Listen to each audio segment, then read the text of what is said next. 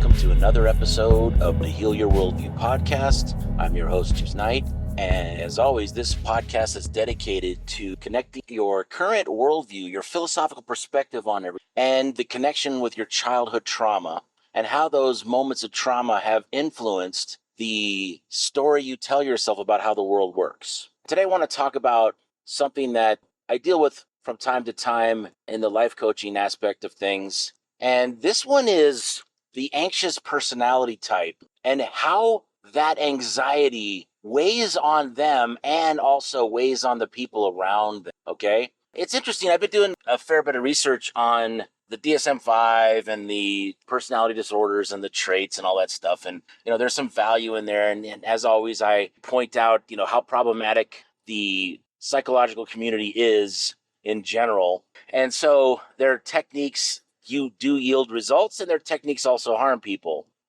Every time I look up the misdiagnosis rate in the mental health community, I am shocked when I hear about it. It's like they might as well just get a quarter out and just flip it. Or they might I don't know if any of you that listen to my voice have seen Office Space, but they might as well whip out their jump to conclusions mat and figure out what mental disorder these people have when they come in after talking to them for a half an hour, that kind of thing, right? So I am guarded when I read the information in the psychological community. I need to call them the mental health industry. It's actually the mental health industrial complex, if you want to be accurate about the state. But here we are. So whatever good they bring, they seem to bring equal amount of negative as well. So what do you do with a person that, and I'm going to use a term here called doom spiral? The negative person has this uncanny ability, the anxious person has this uncanny ability to reach out into the future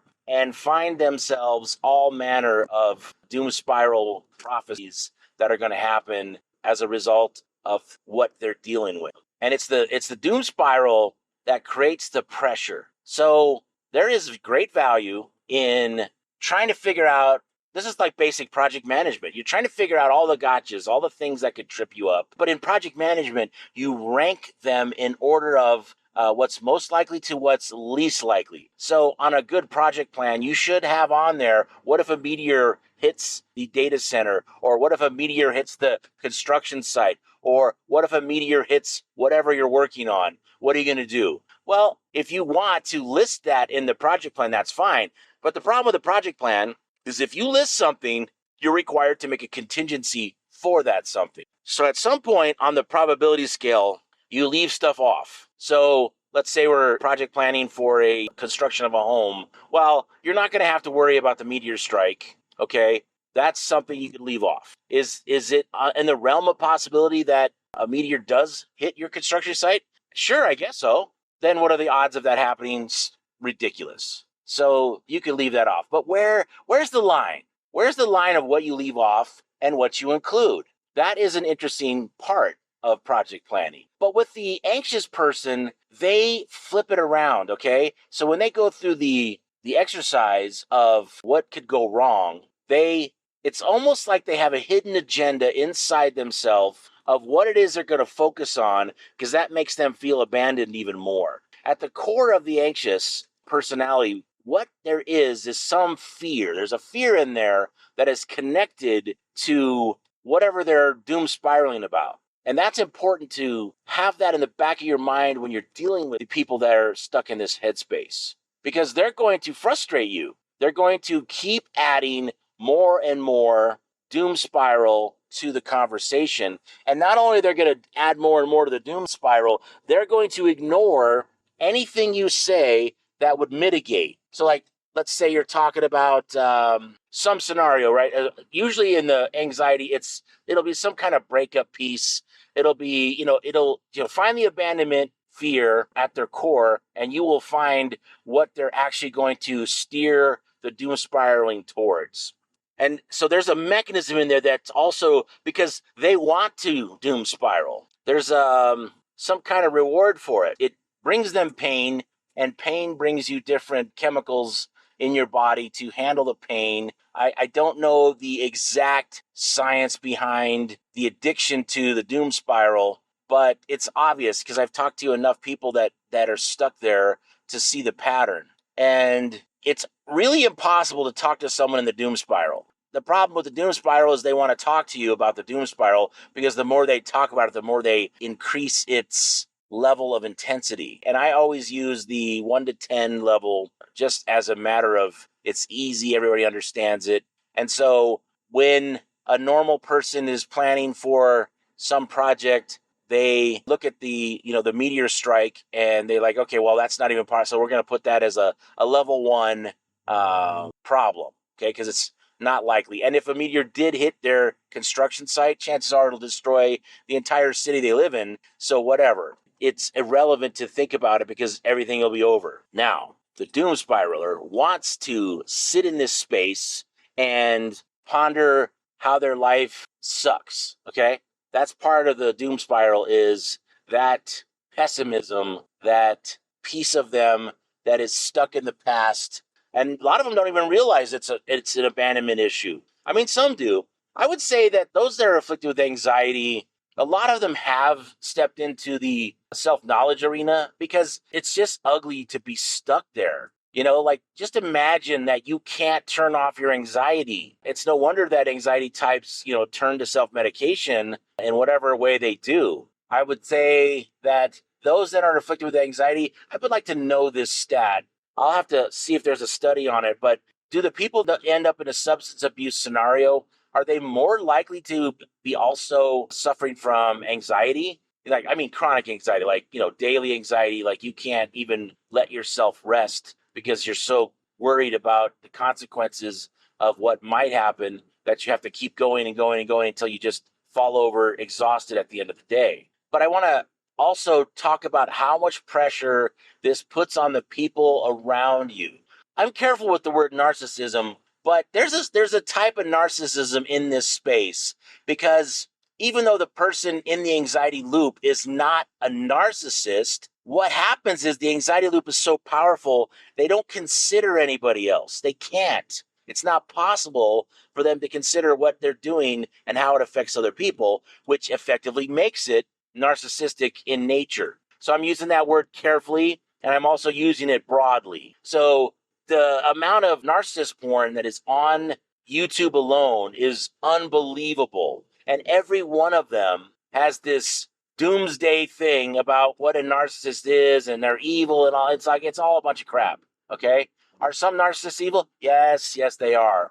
But usually there's a reason why they're a narcissist. They're trying to prop themselves up for whatever wounds they have. And they have this ugly coping mechanism called narcissism that makes them pain in the ass. That's the right word. A narcissist is a pain in the ass, not as much evil as a pain in the ass. But because all these disorders are supposed to be on a spectrum, everybody suffers from narcissism from time to time. Like there's no way around it. Just in the realm of when you get your ego hurt, I think everybody has a little piece of them that's going to pop up and try to soothe that ego. But the pressure that your anxiety, especially if you're sliding into paranoia land, puts on the people around you is astonishingly high. This is the kind of thing, I don't know if it'll help, because if you could turn your anxiety off, I know you would, but you can't. But maybe part of the issue is being aware. I think, when I look at this from my perspective, you can't solve a problem until you know what the problem is. And once you know the problem, then you start to think differently because you're now aware of the problem and you'll catch yourself when the problem starts up. You'll catch yourself sooner in the process. And that is a good thing, okay? So awareness is good. Now, awareness brings pain, and that's its own problem. But awareness also brings a new way of thinking about it, and a new way of looking at it, and a new way of trying to bring up some kind of technique to help you not fall into your coping mechanism. Because what you want to do as an adult is not let your coping mechanisms run your life, because those coping mechanisms are not based in mature adult reality. Those coping mechanisms came online when you were a kid, and of course, they solve problems like a kid, especially the ones you get when you're teen years. Oh my God. How many people have had teenagers in their house? It's painful, okay? It's a painful thing to have a teenager in your house, because at some point in all teenagers' life, they are narcissists. They have to be. That's how it works. They're trying to figure out their place in the world by the time they get to the teen years. And so they have to look at themselves from a self-centered perspective. Okay? The rest of the brain stuff doesn't even come online that matters until you're in your 20s. You're still developing in high school. And so, of course, their abilities are stunted, as they should be, because they're developing, they're in progress. And it's just difficult for everybody. It's difficult for the teenagers. We're forcing them to go to school. It's difficult for us because they're pushing back and they're making our life hell. It's just the way it is. Even 500 years ago in the agricultural society, the kids would be working on the farm. They would push back. It's just the way it is. Why do the pack animals kick their young males out of the pack or the pride or whatever? They have to kick them out because they're causing problems and they're disrupting the pack. And so there's this moment when they just got to do it. Like,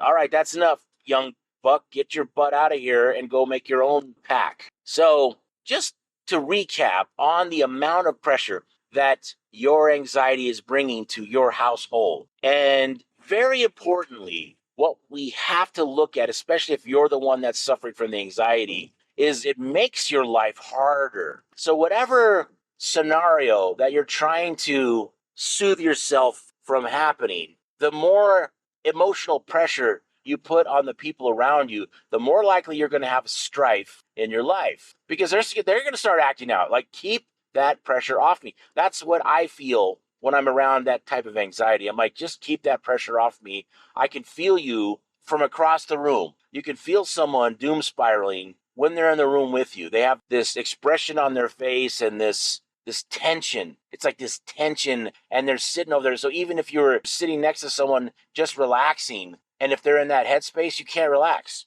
It does affect you. And it's important, right? When you're trying to figure out how to make your life better, you got to figure out all these little pieces that are putting pressure on you that ordinarily you would not be in connection with, because it wouldn't be there. If you're alone in a tranquil place, let's say you're in a botanical garden or something, and you're sitting on a bench and you're having all this beauty around you, it soothes you. It makes you feel better. And if you're not thinking about it, if you're not pondering it, you might even not realize that you were feeling better while you were in there. It's a funny thing how the emotions work. They're so devastating, but they're also so much in the background, unconscious, not being really experienced. If you had to put Buddhism in a nutshell, the Zen Buddhism, it is making sure that those connections are not in the background anymore, bringing them into your consciousness so that you're at peace and at one with all the things around you. Okay, I think the Zen stuff is on the right track of what it takes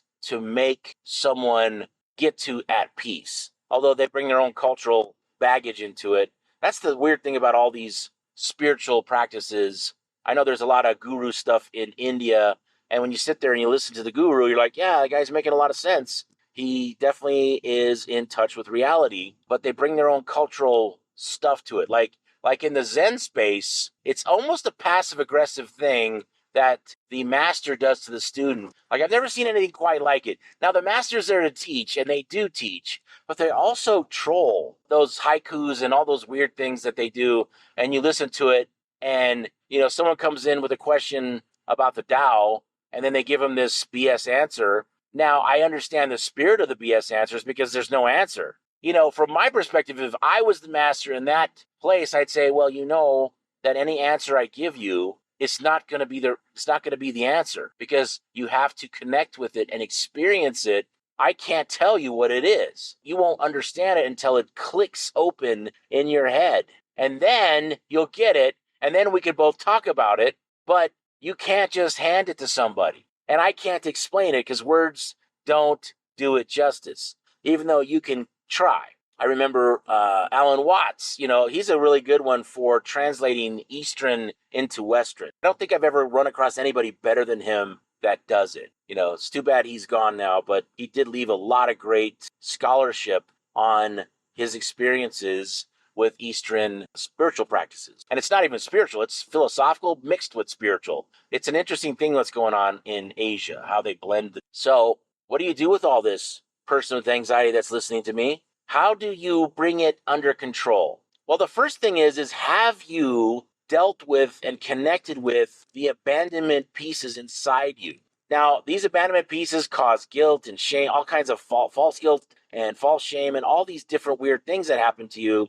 And those elements of you definitely fuel the doom spiral, okay? It definitely does cause a big impact on the doom spiral because you're technically in the doom spiral. You're worried about stuff that is not even, shouldn't even be on your radar, like what's going to happen in the Ukraine war, and you live in middle America. Well, it's not going to affect you. So if you're escaping over there on the Ukraine war, if you've picked a side, if you run around on social media arguing, who's the right side of that war, you've already missed the point. Because the point is that's over there, that's their war, that's their fight. Whatever hubris that you come up with in your head to explain why you're on either side is something that you need to figure out why you're doing it. We have no idea what's going on over there. The average person has no idea what's going on over there. We hear on the news what the news wants us to think, and then we either go there and we accept what they want us to think, or we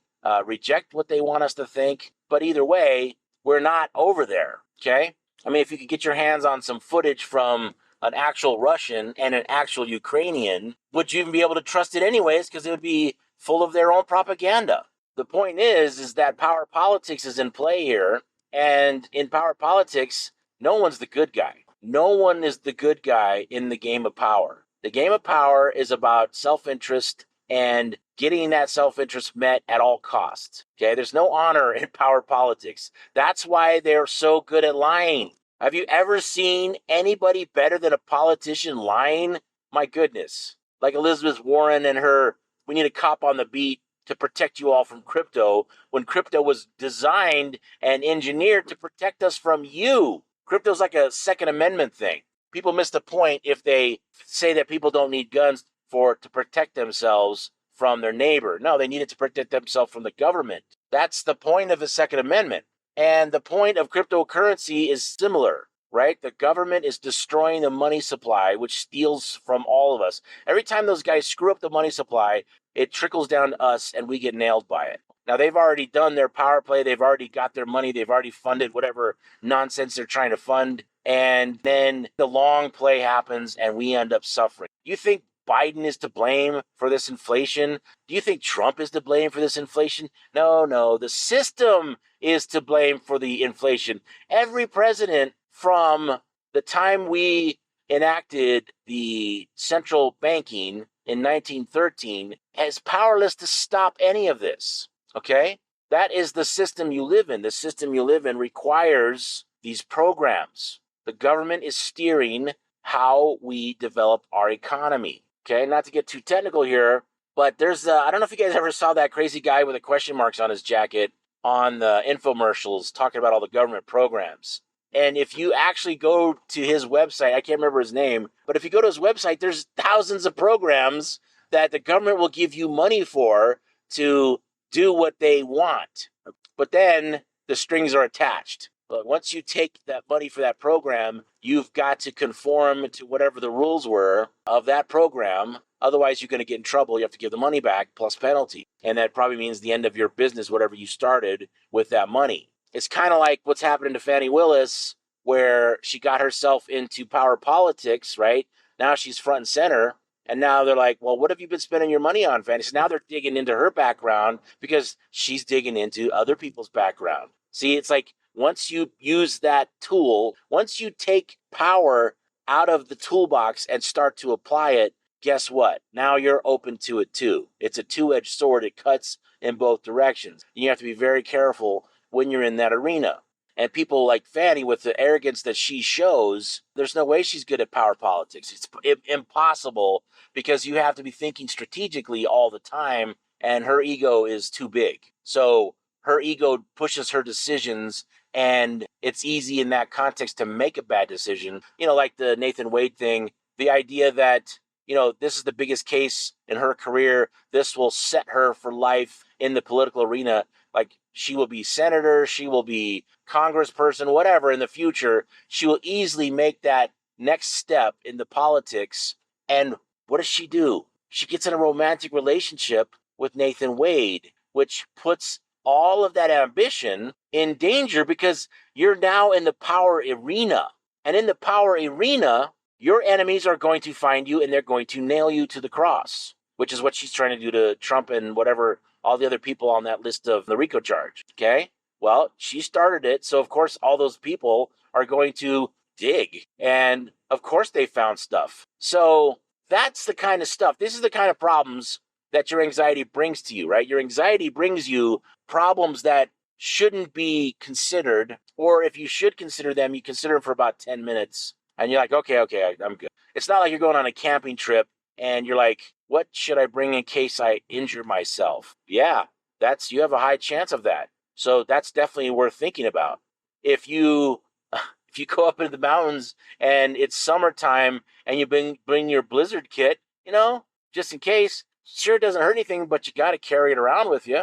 Try to be mindful of your anxiety and how it affects you, how it affects your relationships, how it puts pressure, and it's negative pressure. It puts negative pressure because people don't want to be around you when you're in the doom cycle. It's almost like the energy vampire topic really comes out with someone that's anxious. And I'm not talking about just anxious about, let's say you're giving a speech at work or at school or something and you're anxious about it because you want it to go well. That's normal. That's fine, right? The anxiety just is there to help you make sure you prepared as much as you can. I think a lot of people, if they're prepared, completely prepared, they don't suffer much anxiety, okay?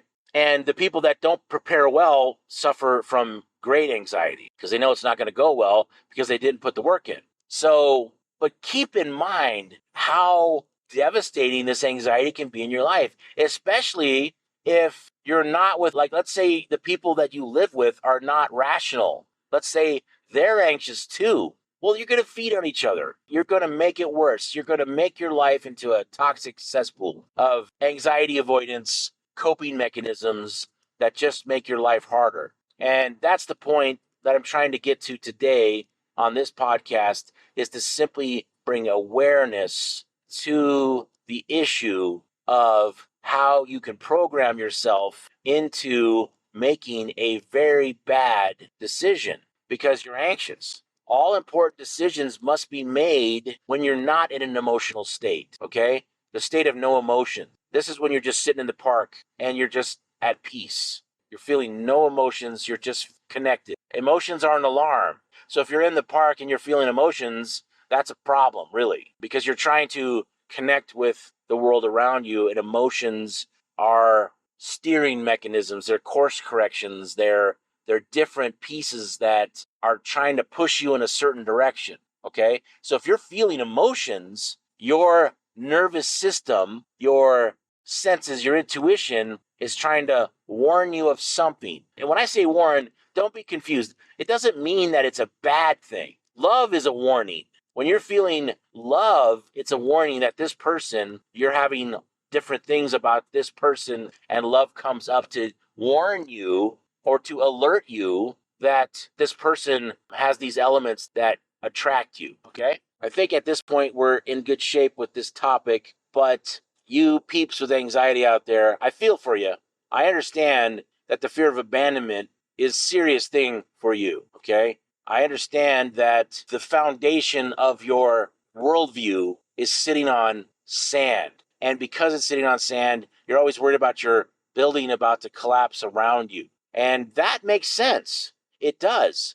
It is an important thing to be aware of because, when you do work with me or anybody that's similar to me, what we're trying to help reset your foundation onto concrete, a proper foundation where you can feel confident in especially the basics. A good foundation is sitting on top of solid fundamental basics, okay? It's like if you ever played sports.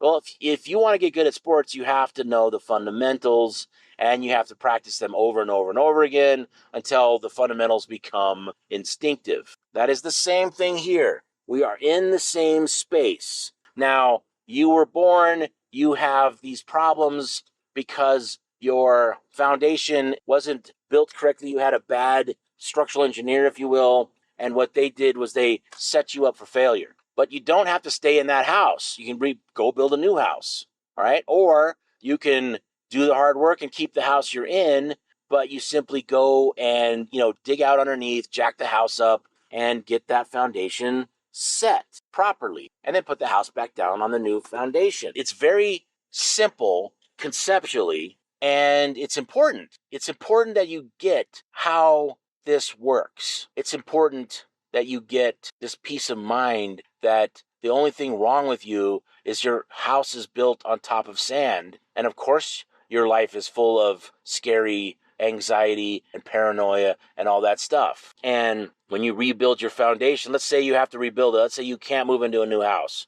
I think the best plan is to move into a new house and see if you can abandon the old house and learn new methods and techniques. That would be the ideal. But let's say you can't. Let's say this trauma is baked into you in a way that you can't rebuild. You can't move to a new house. But you can rebuild the foundation. You can do that. It takes a lot longer, and it is a lot more difficult, but it can be done. And so the first step in all this is you have to accept that it can be done. This is that part where, the New Age guys do bring in some important concepts, like you have to visualize what it looks like if you fixed your foundation. What would it look like if you knew right from wrong and not had to go talk to 20 people to figure out what you should do on a situation where it's not clear? What if you had that moral clarity where you knew exactly when someone is trying to violate a boundary with you and you're like, oh, wait, no, sorry, there's a boundary there. Let me just do that now. Let me say, hey, I'm sorry, there's a boundary there,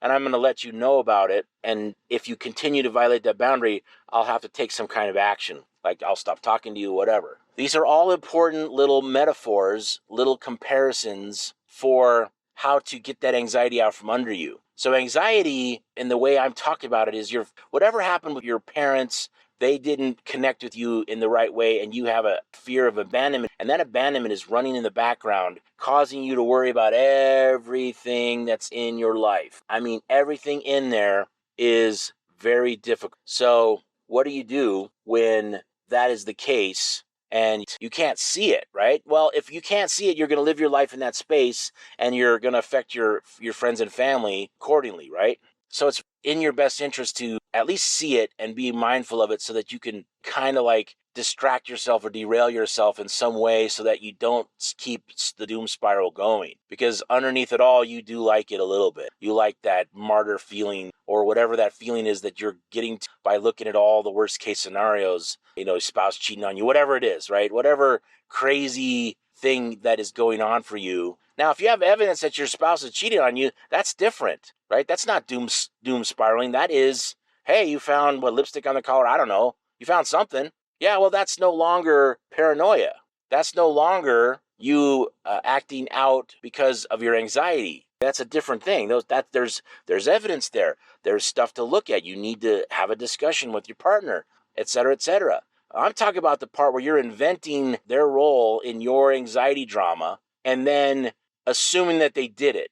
That stuff is really bad for you and them and everyone. As we go through these podcasts, the reoccurring theme is your complex trauma is causing your life to have strife in it, and you've got to connect it together, and you've got to connect your philosophical worldview, which enables your complex trauma to stay in place. At this point in time, if you haven't stopped to think about why you're a Christian or why you're a Republican or why you're a Democrat or why you're in anything in a serious way, it's probably propping up your bad behavior and your bad coping mechanism. It's something to think about. And with that, I hope you found this episode valuable. And if you did, if you could possibly like or subscribe, that'd be excellent to help get my message out there. And as always, I'll see you on the next one and have a great day.